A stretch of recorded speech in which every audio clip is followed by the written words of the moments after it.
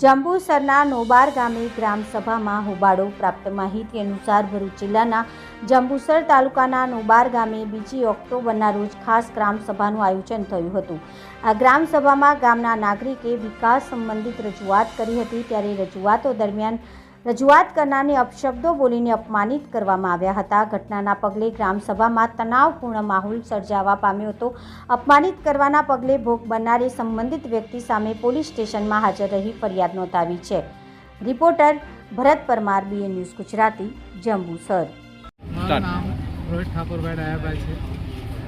મેં નોબાર ગામનો વતની છું અને સરપંચનું વારંવાર રજૂઆત કરતો હતો કે જે મારા ઘરની આગળ ગટરનું ઢાંકણું તૂટેલું છે કરી દઈશું કરીને 2 વર્ષથી કર્યું નથી.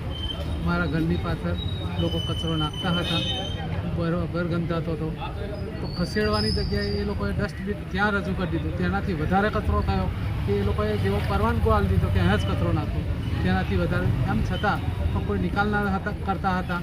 પરંતુ 2/10/2025ના રોજ ગ્રામસભા યોજવામાં આવી હતી અને તેમણે આમંત્રણ મને આપ્યું હતું.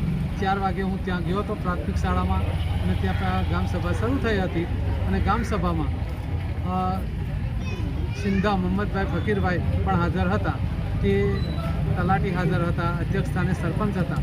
સરપંચ કંઈ કહેતા ન હતા, પરંતુ આ મોહમ્મદભાઈ ફકીરભાઈ સિંધા ઉશ્કેરાયેલા હતા અને મને જેવું તેવી ગાળ બોલી અને મારું અપમાન કરેલું હતું. તેમજ બીજા માણસોએ પણ મને ગાળો બોલી અને તું જ બોલ્યા કરે છે એ રીતે મને અપમાનિત કરે છે. તેની મારી લાગણી દુભાઈ હતી. તેના માટે મેં જંબુસર પોલીસ સ્ટેશને કેસ કરેલો છે. તેની અને હવે મને ન્યાય મળે તેવી હું આશા રાખું છું.